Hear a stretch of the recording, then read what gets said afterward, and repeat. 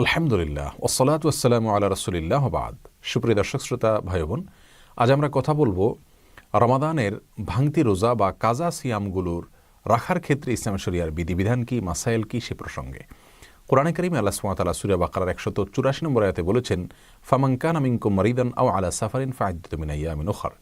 তোমাদের মধ্য থেকে কেউ যদি রমাদান মাসে অসুস্থতাজনিত কারণে রোজা রাখতে না পারেন অথবা সফরে ছিলেন সেই কারণে রোজা রাখতে না পারেন, তাহলে সেই রোজাগুলো রমাদানের পরে অন্য সময় তাকে রেখে দিতে হবে।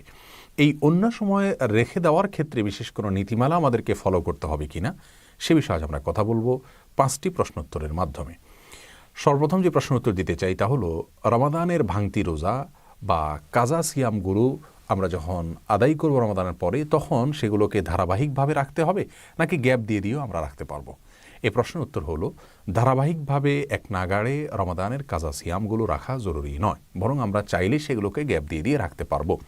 তবে খুব বেশি গ্যাপ দিয়ে খুব বেশি সময় নিয়ে বিলম্ব করে রাখা উচিত নয়, যেহেতু এখানে দায় মুক্তির ব্যাপার রয়েছে, আমাদের কার কখন মৃত্যু আসে আমরা জানি না, সেজন্য খুব দ্রুত এগুলো রেখে ফেলা উত্তম। তবে কেউ যদি চান আজ একটা রাখলেন, 2 দিন পরে আবার আরেকটা রাখলেন বা 5 দিন পরে আরেকটা রাখলেন, এভাবে ভেঙে ভেঙেও তিনি রাখতে পারবেন।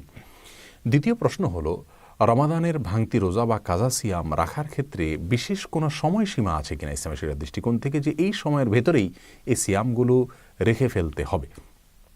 এর উত্তর হলো, মৌলিকভাবে রমাদানের রোজা যেগুলো ভাঙা পড়েছে অসুস্থতাজনিত কারণে বা সফরের কারণে গ্রহণযোগ্য ওজরের ভিত্তিতে, সেগুলো রমাদানের পরে আমরা রেখে ফেলবো, কিন্তু রমাদানের পরপরই রেখে ফেলতে হবে এমন কোনো বাধ্যবাধকতা নেই। এখানে ছাড় রয়েছে, আমরা 2 মাস 4 মাস বা 6 মাস পরে চাইলেও রাখতে পারি।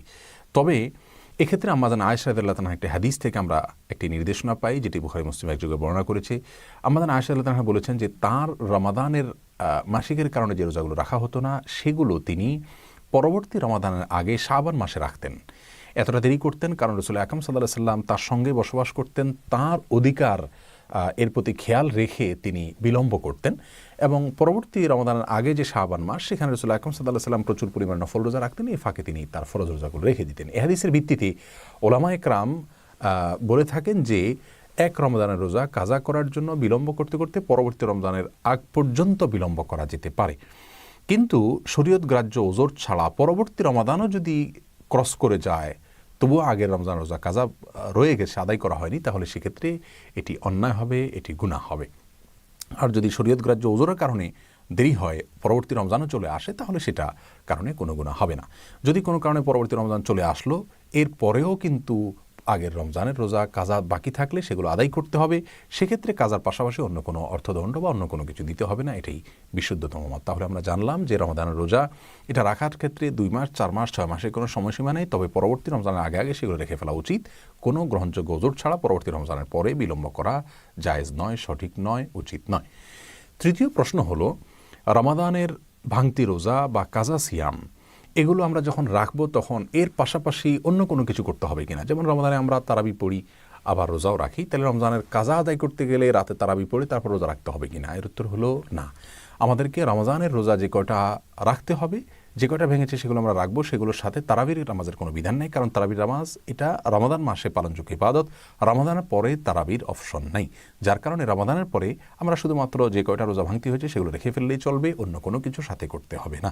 তবে যদি কেউ শরীয়ত গ্রাহ্য ওজর ছাড়া ইচ্ছাকৃত অবহেলা করে রোজা ভঙ্গ করে, তাহলে সেই ব্যক্তির জন্য কাজার পাশাপাশি কাফারার বিধানের কথা বলেন ইমাম আবু হানিফা এবং মালিক রাহিমাহুল্লাহ। অর্থাৎ যদি কেউ ইচ্ছাকৃত অবহেলা করে রোজা ভাঙেন, তাহলে শরীয়ত গ্রাহ্য ওজর ছাড়া, তাহলে সেক্ষেত্রে তিনি একটি রোজা ভাঙলে একটি রোজার জন্য একটা রোজা কাজা রাখবেন, আবার 60টা রোজা এক নাগাড়ে ধারাবাহিকভাবে নির্বিচ্ছিন্নভাবে তাকে রেখে ফেলতে হবে কাফারা হিসাবে। এটা হলো তার জন্য দণ্ড, সেটা তাকে করতে হবে শাস্তিস্বরূপ এবং ক্ষতিপূরণ স্বরূপ।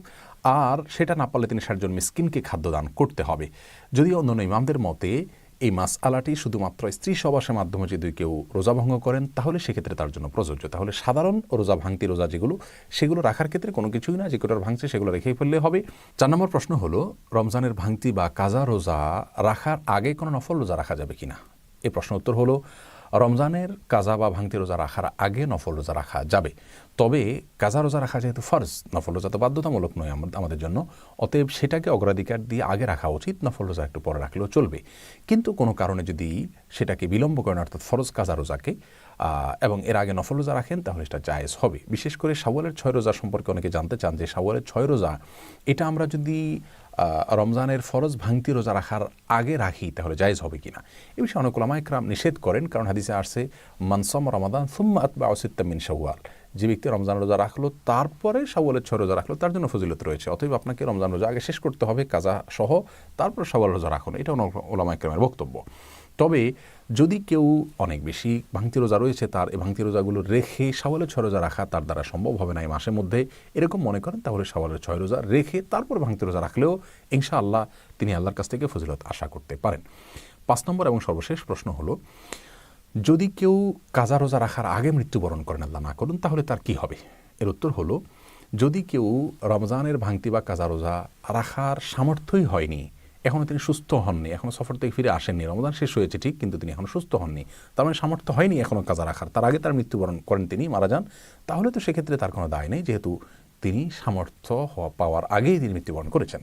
আর যদি তার সামর্থ্য ছিল কিন্তু অবহেলা করে তিনি বিলম্ব করেছেন, এরকম পরিস্থিতি দেখা দেয় এবং তারপরে তার মৃত্যু হয়ে যায়, তাহলে সেক্ষেত্রে তার ওয়ারিশরা তার পক্ষ থেকে প্রত্যেকটা রোজার জন্য ফিদিয়া আদায় করবেন। এটি হলো বিশুদ্ধতম মত। অনেক উলামা ইকরাম বলেছেন তার পক্ষ থেকে ওয়ারিশরা রোজা রেখে দিবেন। যাই হোক, দুটি মতই রয়েছে স্কলারগণের, ফোকাহে ইকরামের। আল্লাহ সুবহানাহু ওয়া তাআলা আমাদের সকলকে রমাদানের ভাঙতি সিয়ামগুলোকে সুন্নাহসম্মত উপায়ে রাখার তৌফিক দান করুন এবং প্রতিটি বিধানকে কোরআন এবং হাদিস অনুযায়ী আদায় করার তৌফিক দান করুন। আসসালামু আলাইকুম ওয়া রাহমাতুল্লাহি ওয়া বারাকাতুহু।